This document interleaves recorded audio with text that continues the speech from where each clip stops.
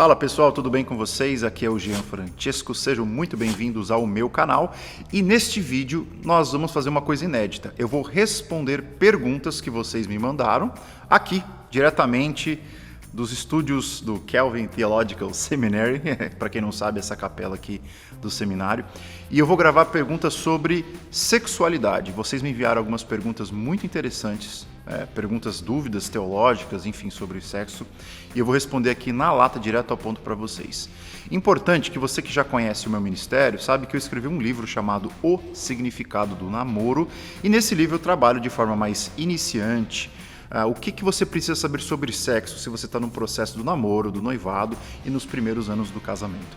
Eu tenho também um outro recurso que eu gravei com a minha esposa, que é um curso chamado Casamento Aí Vou Eu, e nesse curso nós temos algumas aulas sobre sexualidade dentro do casamento, se você quer ter um conteúdo um pouco mais profundo, se você já é casado e está enfrentando alguma dificuldade nessa área, ou simplesmente quer estudar mais sobre sexualidade e se aprofundar biblicamente no assunto.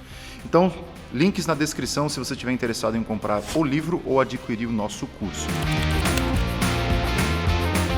Mas vamos lá, vocês mandaram algumas perguntas sobre sexualidade para mim e eu gostaria de responder aqui para vocês o mais direto o possível. Então, vamos lá para a primeira pergunta. A pergunta aqui é a seguinte: o que é o sexo dentro do casamento? Qual é o propósito do sexo? O cristão deve fazer sexo apenas para ter filhos? Ou existe mais sentidos na relação sexual dentro do matrimônio? Excelente pergunta.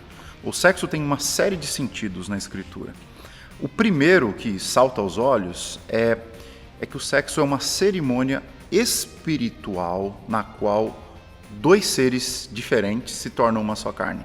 É o que diz lá Gênesis 2:24, tornando-se os dois uma só carne. O apóstolo Paulo fala: o homem que se une com uma prostituta faz-se uma só carne com ela. O sexo, então, essa cerimônia de união, de selamento, de lacramento, você se torna uma só carne com alguém. Então é uma cerimônia espiritual, você une corpo e alma na presença de Deus. E obviamente isso não é feito apenas no momento da lua de mel, mas toda vez que um casal se une para ter relação sexual, eles estão reencenando e rememorando, fazendo uma manutenção dessa aliança que eles iniciaram lá atrás.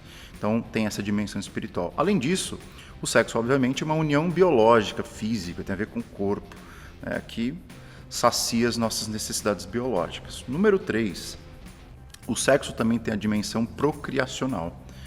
Por meio dessa relação de intimidade, Deus nos deu o privilégio de gerar nova vida.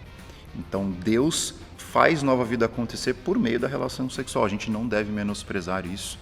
O sexo na sua plenitude inclui procriação, sim. E por último, a sexualidade é um excelente instrumento para o casal nutrir a companhia um do outro e o companheirismo, a amizade do casal. Então eu diria que esses 4 elementos formam, vamos dizer assim, a casca ou aquilo que faz a moldura da sexualidade na perspectiva cristã. Uma dimensão espiritual, uma dimensão biológica, uma dimensão procriacional e a dimensão do companheirismo. Mais uma pergunta aqui: como lidar quando se é casado, mas o cônjuge não quer ter relações sexuais? Problema aqui. O que a Bíblia fala sobre esses casos e sobre a relação em si? É bom que o casal faça sexo? E se sim, por quê? Bom, em primeiro lugar, que uma pessoa que se casa e não quer ter relações sexuais, a menos que tenha um motivo nobre, está pecando de acordo com a sabedoria das Escrituras. O apóstolo Paulo, quando fala sobre essa questão, em 1 Coríntios capítulo 7, ele diz que nós temos que, como casados, nutrir esse pacto que nós fizemos um ao outro, marido e mulher, por meio da manutenção da intimidade. A intimidade precisa ser frequente. A única cláusula de exceção que o apóstolo Paulo nos deu é quando, por um breve momento de oração, uma temporada de oração, por uma questão específica, seja uma batalha espiritual, uma crise, um conflito entre os dois param um pouco a relação sexual e se dedicam à oração juntos, para que então retornem à frequência da intimidade como assim deve ser. Então essa é a regra geral. O sexo dentro do casamento tem que ser uma dinâmica frequente, uma dinâmica para nutrir aqueles 4 elementos que eu falei: espiritual, biológico, procriacional e de companheirismo. E não existe nenhuma cláusula de exceção além dessa que o apóstolo Paulo citou, que talvez tenha relação a uma questão cultural da sua época, mas se você quiser orar por 2, 3 semanas e nessas 2, 3 semanas se abster de relações sexuais com a sua esposa, eu não vejo problema nenhum, desde que você entende que isso seja por um breve período de tempo e com a intenção de melhorar a relação do casal. Então, qualquer outro argumento que seja usado para se abster das relações sexuais dentro do casamento é pecado. Então, toma cuidado aí com essa ideia de estar casado e não querer ter relações, a não ser que seja um motivo nobre, como eu já falei.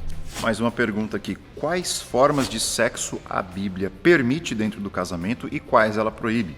E por que ela proíbe algumas formas e permite outras? Qual deve ser o crivo do casal para estabelecer um relacionamento sexual saudável dentro do casamento? Excelente pergunta.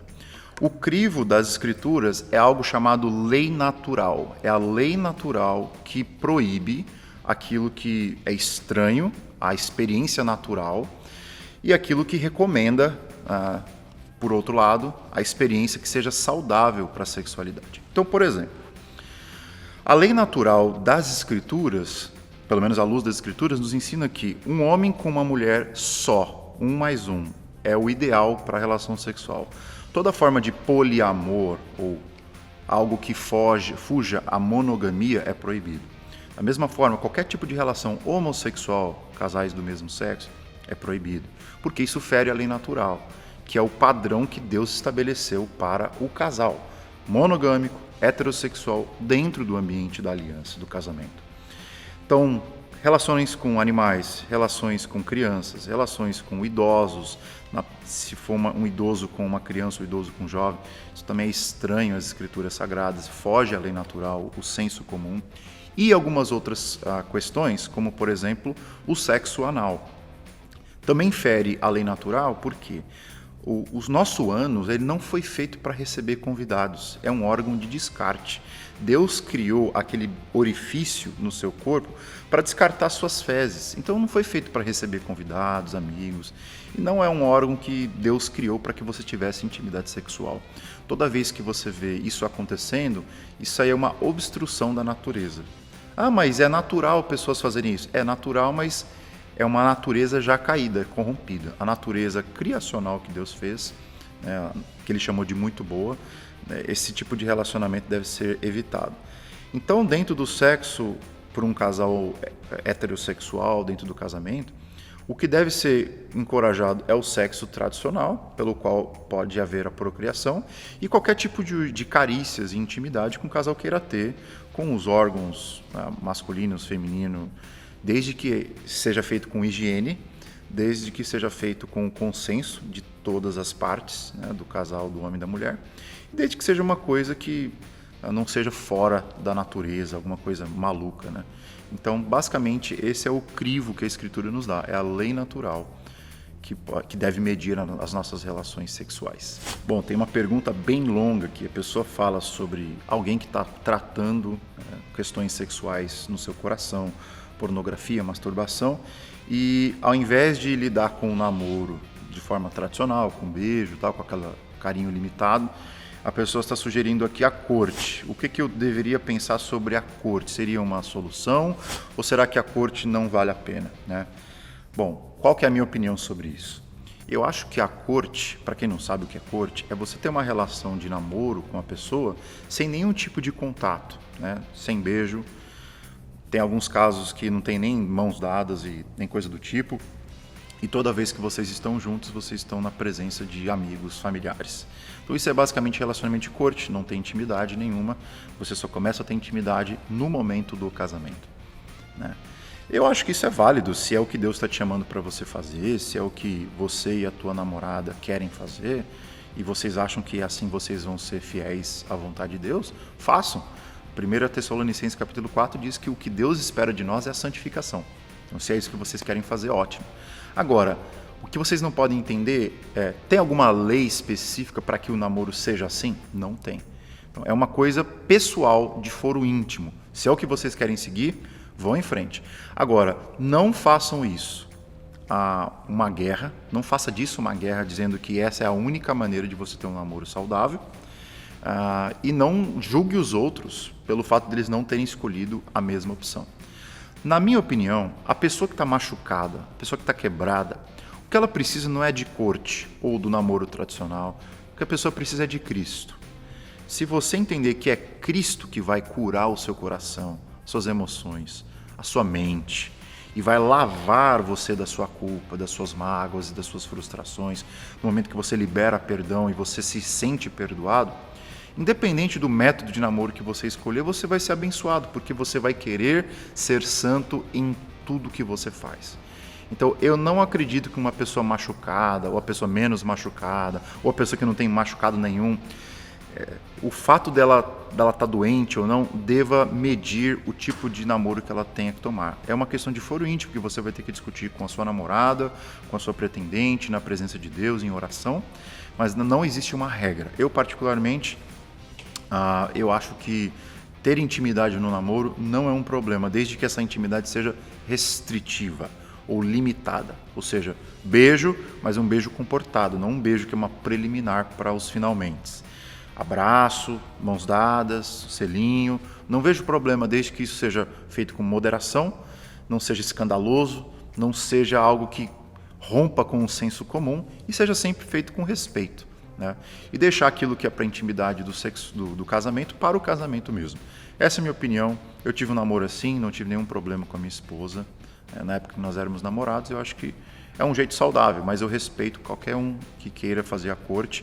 Só não acho que seja legítimo você obrigar os outros a seguir essa opção como se fosse a única possível. Tá aí, pessoal, essas foram as perguntas que vocês me enviaram. Obviamente, eu não tirei todas as suas dúvidas sobre sexualidade, nem consigo.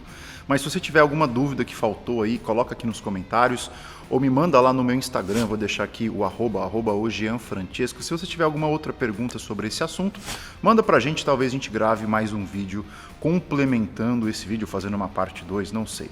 Se você gostou desse conteúdo, por favor, não esqueça de deixar o seu gostei e se inscrever nesse canal para que você continue recebendo os conteúdos que a gente produz aqui, tá bom? Que Deus abençoe vocês e a gente se vê numa próxima. Tchau!